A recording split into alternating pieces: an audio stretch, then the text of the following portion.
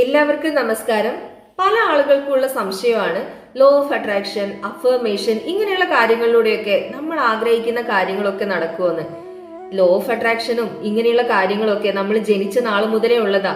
പക്ഷെ നമ്മൾ ഇപ്പോഴാണ് യൂട്യൂബ് വീഡിയോസിലും മറ്റുമൊക്കെ ഈ കാര്യങ്ങൾ കാണാൻ തുടങ്ങിയതും ഇതിനെക്കുറിച്ച് റിസർച്ച് ചെയ്യാൻ തുടങ്ങിയതും നമ്മൾ പ്രാക്ടീസ് ചെയ്യാൻ തുടങ്ങിയതും ഒക്കെ തീർച്ചയായിട്ടും നമുക്ക് സംഭവിച്ചുകൊണ്ടിരിക്കുന്നതും ഈ കാര്യങ്ങളൊക്കെ തന്നെയാണ്.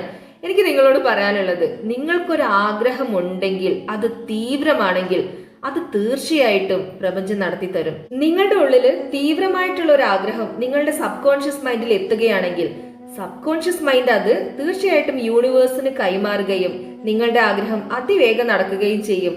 അപ്പൊ എല്ലാവരുടെയും സംശയം, എങ്ങനെയാണ് ഒരു ആഗ്രഹത്തെ സബ് കോൺഷ്യസ് മൈൻഡിലേക്ക് എത്തിക്കുക എന്നുള്ളതാണ്.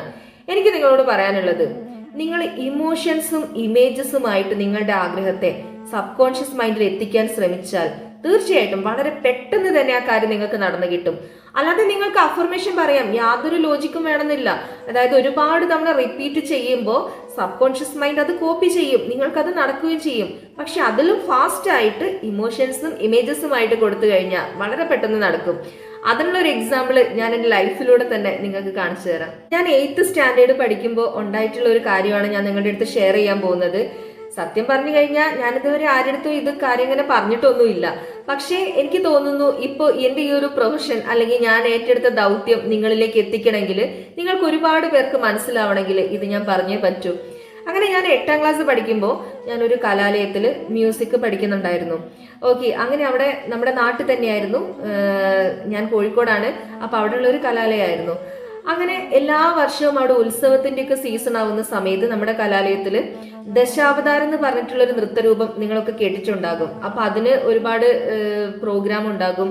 അതേപോലെ വേറെ എനിക്ക് പാട്ടിന്റെ പ്രോഗ്രാം ഉണ്ടാകും. അങ്ങനെയൊക്കെ ആയിട്ട് നമ്മുടെ കലാലയത്തിൽ നിന്ന് കൊണ്ടുപോകും. അങ്ങനെ ദശാവതാരത്തിൽ നമ്മുടെ വിഷ്ണുവിന്റെ ഒരുപാട് അവതാരങ്ങളാണല്ലോ, 10 അവതാരങ്ങളാണ് കാണിക്കുന്നത്. അപ്പൊ അതിൽ വിഷ്ണുവാണ് ഇമ്പോർട്ടന്റ്. പക്ഷെ അതിൽ ലക്ഷ്മിക്കും ഒരു സ്കോപ്പ് ഉണ്ട്. അപ്പോൾ ലക്ഷ്മിയായിട്ട് അവർ സെലക്ട് ചെയ്തത് എന്നെയായിരുന്നു. അങ്ങനെ എല്ലാ ക്ഷേത്രങ്ങളിലും ഇതേപോലെ കാവുകളിലും ഒക്കെ ലക്ഷ്മിയായിട്ട് ഞാൻ മേക്കപ്പ് ഇട്ട് നിൽക്കുമായിരുന്നു. അങ്ങനെ വിഷ്ണുവിന്റെ എന്താ പറയാ, കാലെടുത്ത് മടിയിൽ വെച്ച് ആ ഒരു സീൻ, അങ്ങനെയൊക്കെ പല സീനും എനിക്ക് ഭയങ്കര ഇഷ്ടമായിരുന്നു കേട്ടോ. ഞാൻ ആസ്വദിച്ച് ചെയ്തിട്ടുള്ള ഒരു സംഭവമായിരുന്നു. കാരണം ആളുകളൊക്കെ നമ്മൾ സ്റ്റേജിൽ ലക്ഷ്മിയായിട്ട് ഇങ്ങനെ ഇരിക്കുന്നു, ഒരുപാട് പേര് നമ്മുടെ മുമ്പിൽ ഇരിക്കുന്നു, നമ്മളെ ഒരു ദൈവത്തെ പോലെ കാണുന്ന ചുമ്മാ ഒരു രസമല്ലായിരുന്നോ. അപ്പോൾ പുറത്ത് വരുന്ന സമയത്ത് പലരും നമ്മളുടെ അടുത്ത് വരും. ഞാനത് ശരിക്കും ഒരുപാട് ആസ്വദിച്ചിരുന്നു. അങ്ങനെ ഒരു വർഷം ഞാനൊരു 10th പഠിക്കുന്ന സമയത്ത് ഇതേപോലെ ഉത്സവം വന്നു. അങ്ങനെ പ്രോഗ്രാം ഉണ്ടെന്ന് അറിഞ്ഞപ്പോൾ തന്നെ ഞാൻ ഒരാഴ്ച മുമ്പേ എനിക്ക് അതിൻ്റെ ഭയങ്കര സന്തോഷമായിരുന്നു. അങ്ങനെ പ്രോഗ്രാമിന്റെ ദിവസം വന്നപ്പോൾ എൻ്റെ അടുത്ത് പ്രത്യേകിച്ച് ഒന്നും പറയുന്നില്ല. കാരണം അവിടുത്തെ സാർ എൻ്റെ അടുത്ത് കോസ്റ്റ്യൂം എടുത്ത് വെക്ക്, നീയൊക്കെ സെറ്റ് ആവണം ഒന്നും പറയുന്നില്ല. അപ്പൊ ഞാൻ ഓർത്തു, എന്നെ എടുക്കുന്നില്ല ഇത്തവണ. അങ്ങനെ ഒരു കൺഫ്യൂഷൻ ഉണ്ടായി. അങ്ങനെ വൈകുന്നേരം ആയപ്പോഴാണ് അറിയുന്നത് ഇത്തവണ ദശാവതാരത്തിൽ ലക്ഷ്മി ഇല്ല എന്നുള്ള കാര്യം. പിന്നെ ഒന്നും പറയണ്ടല്ലോ, എനിക്ക് ഭയങ്കര സങ്കടമായി. അപ്പൊ തന്നെ ഞാൻ വീട്ടിലേക്ക് പോയിട്ട് സത്യം പറഞ്ഞു കഴിഞ്ഞാൽ പറയാൻ നാണക്കേടുണ്ട്. ഞാൻ നല്ല കരച്ചിലായിരുന്നു. ഞാൻ റൂമിലിരുന്ന് ഞാൻ നന്നായിട്ട് കരയാൻ തുടങ്ങി. അങ്ങനെ എനിക്ക് കുറെ കരഞ്ഞ് പിന്നെ എൻ്റെ ഉള്ളില് വല്ലാത്തൊരു കോൺഫിഡൻസ് വരാൻ തുടങ്ങി. കാരണം അന്ന് നിങ്ങൾ ഓർക്കണം, അന്ന് രാത്രിയാണ് പ്രോഗ്രാം നടക്കുന്നത്. നമ്മുടെ കോഴിക്കോട് പൈമ്പാലശ്ശേരി എന്ന് പറഞ്ഞിട്ടുള്ള സ്ഥലത്താണ്. അവിടെ ഒരു കാവിലാണ് ഉത്സവം. അപ്പം ശരിക്കും എനിക്ക് വല്ലാത്ത സങ്കടവും അക്കൂട്ടത്തിൽ എനിക്കൊരു വല്ലാത്തൊരു കോൺഫിഡൻസും, തീർച്ചയായിട്ടും ഇന്ന് പ്രോഗ്രാമിന് ഞാൻ തന്നെയായിരിക്കും ലക്ഷ്മി എന്നുള്ളൊരു കോൺഫിഡൻസ്.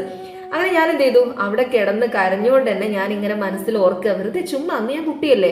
അപ്പൊ ഞാനിങ്ങനെ ഓർക്കുകയാണ്, ഞാൻ അവിടെ ലക്ഷ്മിയായിട്ട് ഇരിക്കുന്നത്, അവിടുന്ന് ആളുകൾ വന്ന് എന്നെ നോക്കുന്നത്, എന്നോട് സംസാരിക്കാൻ വരുന്നത്, ഇങ്ങനെയുള്ള കാര്യങ്ങൾ. അതേപോലെ കലാലയത്തിൽ നിന്ന് വന്നിട്ട് ആരെങ്കിലും എന്നെ വിളിക്കുന്നത്, നീ പ്രോഗ്രാമിന് വരണം എന്ന് പറയുന്നത് ഒരിക്കലും സ്കോപ്പ് ഇല്ലാത്തൊരു കാര്യത്തിന് വേണ്ടി ഞാൻ ചുമ്മാ ഇരുന്ന് ഒരു രസമായിട്ട് അങ്ങ് കരച്ചിലിന്റെ ഇടയിൽ ഒരു സന്തോഷിക്കുന്നു, അത്ര തന്നെ. അങ്ങനെ ഒരു അരമണിക്കൂറൊക്കെ കഴിഞ്ഞ് കാണും. ആ സമയത്ത് നമ്മുടെ ഒരു കുട്ടി വന്നു, കലാലയത്തിൽ നിന്ന് ഒരു കുട്ടി വന്നു. അങ്ങനെ എൻ്റെ അമ്മയുടെ അടുത്ത് സംസാരിക്കുന്നത് കേട്ടു. അപ്പോൾ എനിക്ക് എന്താണെന്നറിയില്ല, എനിക്ക് എന്തോ ഒരു ഉറപ്പായ പോലെയാണ്. കാരണം ഞാൻ അവിടെ പ്രോഗ്രാമിന് ഇന്ന് ഉണ്ടാവും എന്നുള്ള ഒരു ഉറപ്പ് എൻ്റെ മൈൻഡിൽ അത്ര ശക്തമായിട്ടുണ്ടായിരുന്നു. അങ്ങനെ എന്നെ അമ്മ പുറത്തേക്ക് വിളിച്ചു.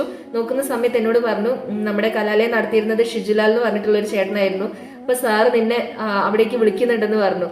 ഞാൻ ഓൺ ദ സ്പോട്ടിൽ ഓടി. എൻ്റെ വീടിൻ്റെ അടുത്ത് തന്നെയായിരുന്നു കലാലയം ഉണ്ടായിരുന്നത്, സാവി കലാലയം എന്നായിരുന്നു പേര്. അപ്പൊ ഞാൻ അവിടേക്ക് ഓടി.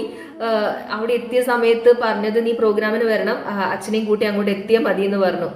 എന്റെ ദൈവമേ, അപ്പൊ സംഭവം എന്താണെന്നറിയോ, അവിടെ ഇവര് പ്രോഗ്രാം ഒക്കെ അവര് മേക്കപ്പ് ഒക്കെ അവിടേക്ക് പോയിട്ട് തുടങ്ങിയിരുന്നു, ജസ്റ്റ് സ്റ്റാർട്ട് ചെയ്തിരുന്നു. അപ്പോഴാണ് കമ്മിറ്റിക്കാര് സത്യം പറഞ്ഞു കഴിഞ്ഞാൽ ആ ഒരു പാക്കേജിൽ ലക്ഷ്മി ഇല്ല എന്നുള്ള യാഥാർത്ഥ്യം മനസ്സിലാക്കുന്നത്. അവർക്ക് വേണമെങ്കിൽ അത് സ്കിപ്പ് ചെയ്യായിരുന്നു. പക്ഷെ നിങ്ങൾ ആലോചിക്കണം, എന്റെ ആഗ്രഹം അത്രമാത്രം തീവ്രമായിരുന്നു, ലക്ഷ്മി ഉണ്ടായേ പറ്റൂ അന്ന് പ്രോഗ്രാമില്.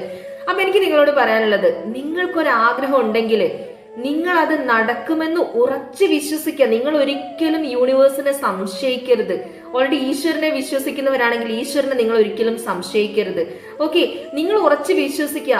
ആഗ്രഹം നടന്നു കഴിഞ്ഞാൽ നിങ്ങളുടെ ഫീൽ എന്താണോ, ഞാൻ ആ സ്റ്റേജിൽ നിൽക്കുമ്പോഴുള്ള ഫീൽ ഞാൻ അനുഭവിച്ചില്ല. എൻ്റെ വീട്ടിൽ കരഞ്ഞുകൊണ്ടിരിക്കുമ്പോൾ ബെഡിൽ ഇരുന്നുകൊണ്ട് ഞാൻ സങ്കല്പിച്ചത് ആ സ്റ്റേജിൽ ഞാൻ അനുഭവിക്കുന്ന ആ ഒരു ഫീലാണ്. അതുപോലെ നിങ്ങൾക്ക് എന്താണോ അപ്പോൾ ഉണ്ടാകുന്ന ആ ഒരു ഫീൽ നിങ്ങൾ അനുഭവിക്കുക. തീർച്ചയായിട്ടും നിങ്ങൾ ആഗ്രഹിക്കുന്ന എല്ലാ കാര്യങ്ങളും നടന്നിരിക്കും. Thank you.